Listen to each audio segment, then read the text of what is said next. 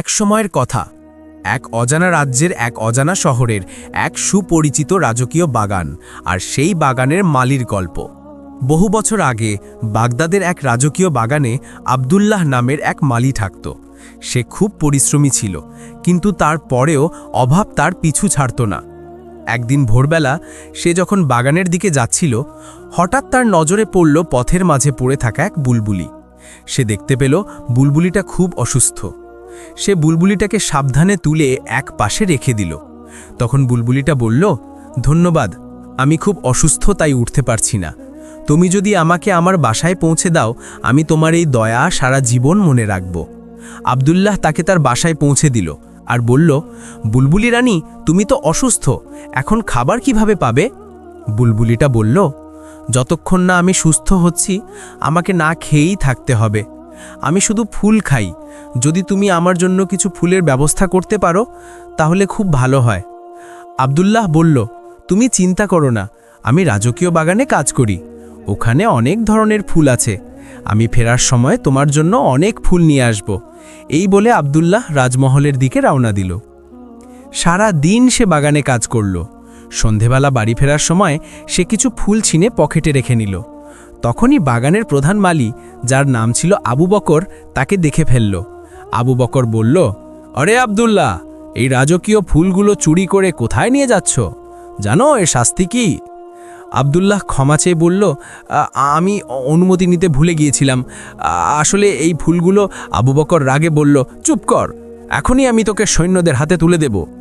আব্দুল্লাহ মিনতি করে বলল, আমাকে ক্ষমা করে দিন, যে কোনো শাস্তি দিন, কিন্তু সৈন্যদের হাতে দেবেন না। আবু বকর বলল, আমি একটা শর্তে তোকে ছাড়তে পারি। তোকে এই ফুলগুলোর জন্য আমাকে 2টি রূপার মুদ্রা দিতে হবে। আব্দুল্লাহ তৎক্ষণাৎ 2টি মুদ্রা বের করে তাকে দিয়ে দিল। আবু বকর বলল, মনে রাখিস, এই কথা কাউকে বলবি না, এবং যতবার ফুল নিবি আমাকে আমার পুরস্কার দিবি। আব্দুল্লাহ রাজি হয়ে সেখান থেকে ফুল নিয়ে সোজা বুলবুলির কাছে গেল এবং বলল, এই নাও বুলবুলি রানী, তোমার খাবার। সেই দিন থেকে আব্দুল্লাহ প্রতিদিন বাগান থেকে ফুল তুলত, আবু বকরকে তার মূল্য দিত এবং বুলবুলি রানীকে সেই ফুলগুলো পৌঁছে দিত। একদিন বুলবুলিটা বলল, তুমি আমার জন্য এত কষ্ট করো কেন আব্দুল্লাহ? আব্দুল্লাহ বলল, তোমার সাহায্য করতে আমার ভালো লাগে, তুমি তাড়াতাড়ি সুস্থ হয়ে যাও। তারপর সে বিদায় নিল। এভাবে অনেক দিন কেটে গেল। একদিন সন্ধ্যাবেলা আব্দুল্লাহ বুলবুলির কাছে পৌঁছালো। তাকে মন খারাপ দেখে বুলবুলিটা বলল, কি হয়েছে আব্দুল্লাহ, তোমাকে আজ মন মরা লাগছে? আব্দুল্লাহ বলল, আমার দুঃখ হচ্ছে যে কাল হয়তো আমি তোমার জন্য ফুল নিয়ে আসতে পারবো না। বুলবুলিটা বলল, চিন্তা করো না, আমি এখন সুস্থ হয়ে গিয়েছি, কাল থেকে নিজেই খাবারের ব্যবস্থা করতে পারবো। কিন্তু তোমার মন খারাপ কেন? আব্দুল্লাহ বলল, আমি এই ফুলগুলোর দাম দিতে গিয়ে আমার শেষ সম্বলটুকুও খরচ করে ফেলেছি। এই বলে সে বুলবুলিটাকে সব কথা খুলে বলল। সব কিছু শুনে বুলবুলিটার চোখ ছল ছল করে উঠল। সে বলল, আমি জানতাম না যে আমার জন্য তোমাকে এত আত্মত্যাগ করতে হয়েছে। আব্দুল্লাহ বলল, আমি টাকার জন্য দুঃখিত নই। আমার চিন্তা হচ্ছিল যে কাল আমি তোমাকে ফুল দিতে পারবো না, কিন্তু এখন তুমি সুস্থ হয়ে গেছো, তাই আমার সব চিন্তা দূর হয়ে গেল। এই বলে সে চলে গেল। বুলবুলিটা বলল, যাও, কিন্তু রোজ আমার সাথে দেখা করতে এসো। সেই দিন থেকে আব্দুল্লাহ বুলবুলির জন্য ফুল আনত না, কিন্তু প্রতিদিন ফেরার পথে তার সাথে দেখা করে যেত। একদিন সে বুলবুলির সাথে দেখা না করেই চলে যাচ্ছিল। বুলবুলিটা তাকে ডেকে বলল, আমি তোমার জন্য অপেক্ষা করছিলাম, আর তুমি দেখা না করেই যাচ্ছ। আব্দুল্লাহ বলল, আজ আমার খেয়ালই ছিল না, বলো কেমন আছো? বুলবুলিটা বলল, আমি এই অসুস্থতার সময় যে উপকার করেছ আমি তার ঋণ শোধ করতে পারবো না, কিন্তু আজ আমি তোমাকে এমন একটি বীজ দেব যা তোমার সব দুঃখ দূর করে দেবে। এই বলে সে তার বাসা থেকে একটি বীজ তুলে আব্দুল্লাহর হাতে রাখল। সে বলল, এটা কোনো সাধারণ বীজ নয়, এটা থেকে এমন একটি গাছ হবে যার ফুল শুঁকলে মানুষ সব সময় সুস্থ ও তরুণ থাকবে। এই গাছের ফুল খুব মূল্যবান হবে এবং তুমি এগুলো বিক্রি করে প্রচুর টাকা আয় করতে পারবে। মনে রাখবে, গাছটি 1 মাসে বড় হবে আর এর ফুল শুধু রাতের বেলা ফুটবে। বীজটি পেয়ে আব্দুল্লাহ খুব খুশি হলো। সে বলল, তুমি তো আমার ভাগ্যই পাল্টে দিলে। এত মূল্যবান বীজ তুমি কোথায় পেলে? বুলবুলিটা বলল, এটা একটা গোপন কথা, যা আমি এখন বলতে পারবো না, কিন্তু সঠিক সময় তোমাকে বলবো। আব্দুল্লাহ আর জোর করল না। বুলবুলিটা তাকে সতর্ক করে বলল, এই বীজের কথা কাউকে বলবে না, নইলে তুমি বিপদে পড়বে। এই কথা বলে আব্দুল্লাহ বাড়ি ফিরে গেল। সে ভাবল, এই বীজ কোথায় পুঁতব? যদি বাড়িরে পুঁতি, তাহলে মানুষ এর বিশেষত্ব জেনে যাবে আর সব ফুল নিয়ে যাবে। বাড়ির ভেতরে এমন কোনো জায়গা নেই যেখানে আমি এটাকে লুকিয়ে রাখতে পারবো। তাহলে কোথায় লাগাবো? সে ভাবল, একবার যদি এই গাছটা জন্ম নেয়, তাহলে হয়তো সারা জীবন কোনো অভাব থাকবে না। আমি সুলতানের কাছে এই ফুলগুলোর জন্য ন্যায্য মূল্য চাইতে পারি। তাহলে কেন আমি এই বীজ রাজকীয় বাগানেই পুঁতে দেব না? সেখানে এটা সুরক্ষিত থাকবে, আর সুলতান খুশি হয়ে আমাকে অনেক পুরস্কার দেবেন, আমার পদোন্নতিও হবে। পরের দিন আব্দুল্লাহ রাজকীয় বাগানে গিয়ে একটা জায়গা খুঁজে গর্ত খুঁড়তে লাগল। তখনই আবু বকর তাকে দেখে ফেলল। সে বলল, আরে বোকা আব্দুল্লাহ, তুই কি করছিস এখানে? আব্দুল্লাহ বলল, হুজুর, আমি একটি বিশেষ ফুলের গাছের বীজ লাগাচ্ছি। তারপর সে আবু বকরকে সেই বীজের সব বিশেষত্ব বলে দিল। আবু বকরের চোখে লোভ ঝলছে উঠল। সে মনে মনে ভাবল, যদি এর কথা সত্যি হয়, তাহলে এই বীজ অমূল্য।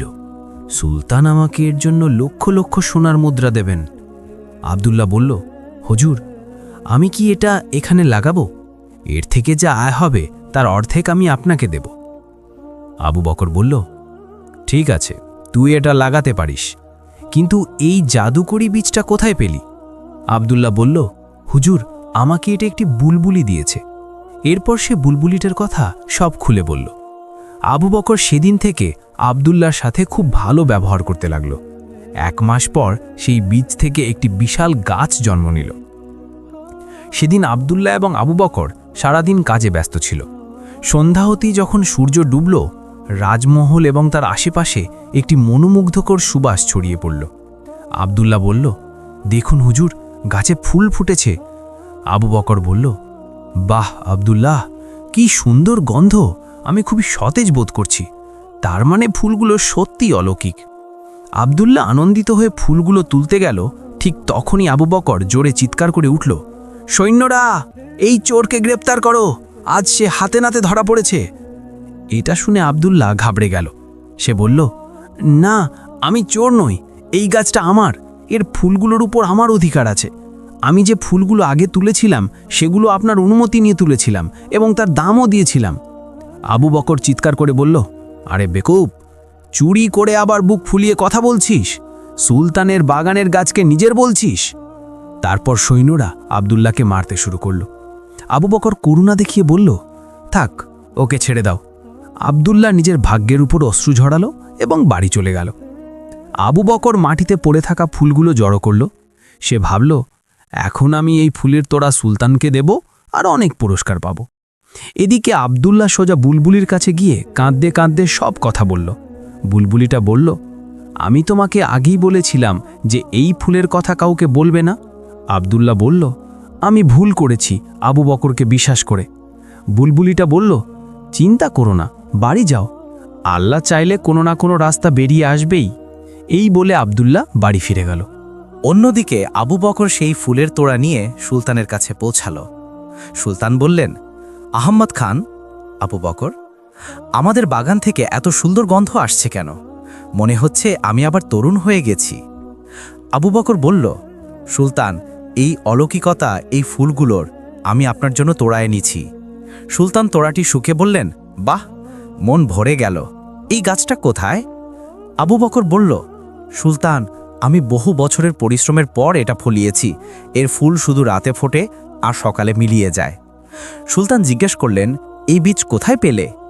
আবু বকর একটি মিথ্যা গল্প বানিয়ে বলল, এক আল্লাহওয়ালা আমাকে এই বীজ দিয়েছেন। সুলতান খুশি হয়ে তাকে 100টি সোনার মুদ্রা পুরস্কার দিলেন এবং বললেন, কাল দরবারে এসে 1000টি মুদ্রা আরও নিয়ে যেও। এখন আবু বকর প্রতিদিন সুলতানকে ফুলের তোড়া দিত। সুলতান খুশি হতেন আর মনে করতেন তিনি আবার তরুণ হয়ে যাচ্ছেন।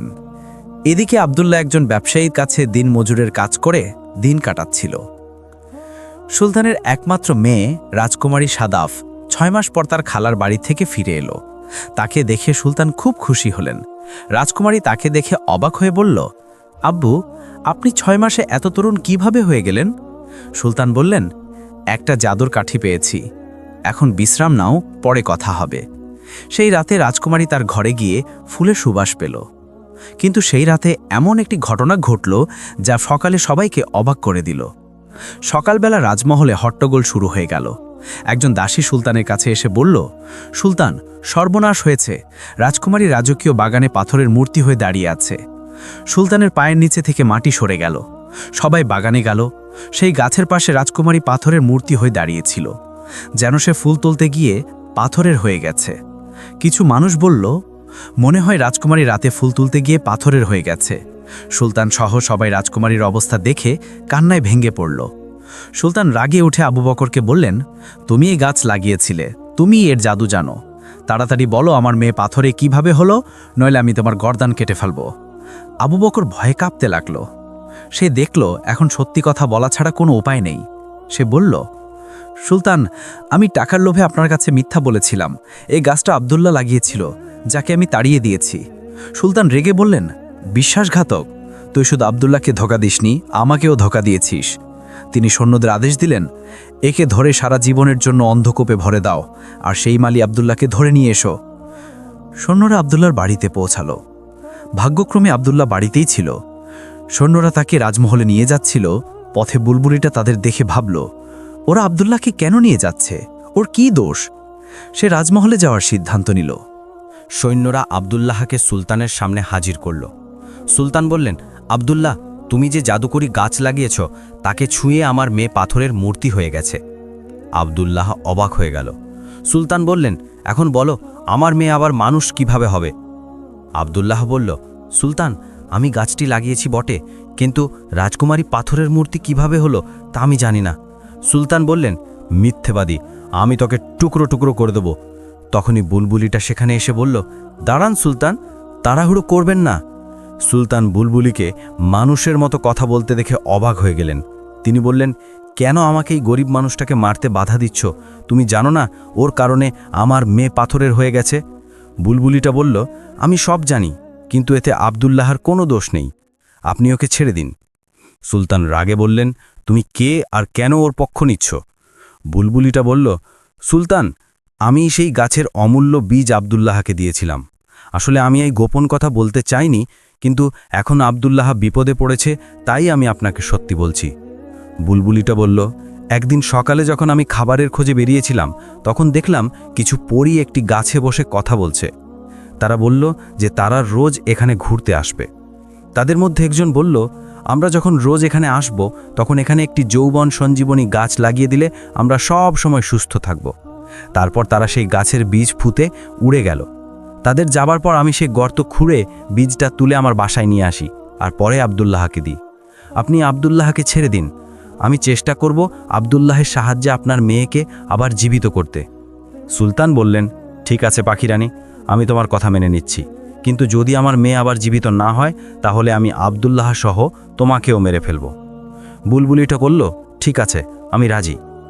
সুলতান আব্দুল্লাহকে ছেড়ে দিলেন এবং সতর্ক করে বললেন, 3 দিনের মধ্যে আমি আমার মেয়েকে ফিরে চাই। বুলবুলিটা আব্দুল্লাহকে তার বাসায় আসতে বলে উড়ে গেল। কিছুক্ষণ পর আব্দুল্লাহ বুলবুলিটার কাছে গেল। আব্দুল্লাহ বলল, তোমার সাহায্যের জন্য অনেক ধন্যবাদ। বুলবুলিটা বলল, রাজকুমারীকে জীবিত করার একটা উপায় আছে, আমি যা বলি তুমি তাই করবে। সে আব্দুল্লাহকে সব পরিকল্পনা বলে দিল। আব্দুল্লাহ বাড়ি গিয়ে খেয়ে ঘুমিয়ে পড়ল। রাকেশে রাজকীয় বাগানে গিয়ে একটি গাছের পেছনে লুকিয়ে পড়ল। রাত হতেই যৌবন সঞ্জীবনী গাছ ফুল ফুটল। মাঝরাতে আব্দুল্লাহ দেখল যে সত্যিই 4 জন পরী বাগানে নেমেছে।